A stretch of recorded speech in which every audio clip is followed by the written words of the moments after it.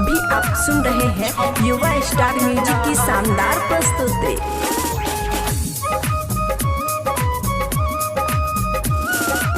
माँ Gayatri recording studio.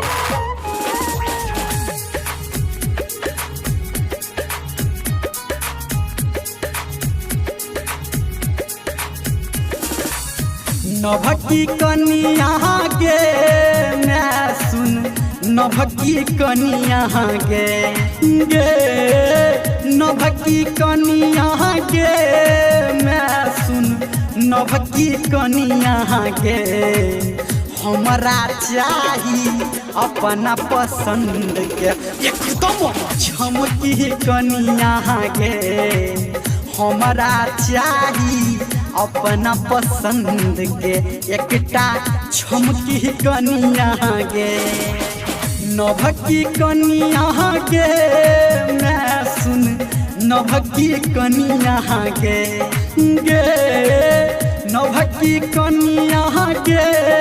मैं सुन नभकी कनिया गे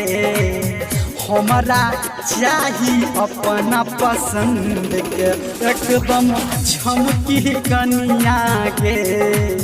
हमरा चाही अपना पसंद के एकटा झमकी कनिया गे झमकी कनिया गे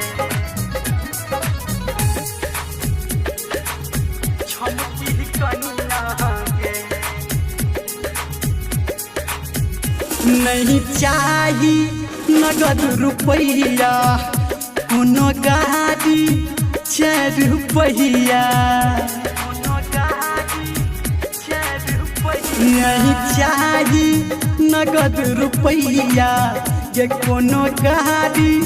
4 रुपैया एकटा नीक दुल्हनिया गे एकटा नीक दुल्हनिया गे हमरा चाही अपना पसंद के एकदम झमकी कनिया गे हमरा चाही अपना पसंद के एकटा झमकी कनिया गे झमकी कनिया गे झमकी कनिया गे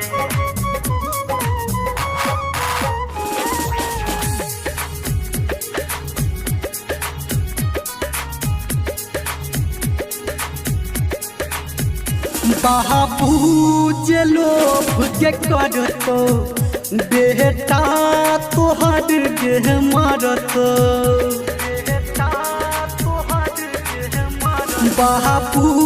के लोभ जे करतो बेटा तोहर के मारतो तोरा कहनी रमलिया गे मैं सुन कहनी रमलिया गे हमरा चाही अपना पसंद के एकदम झमकी कनिया गे हमरा चाही अपना पसंद के एकटा झमकी कनिया गे।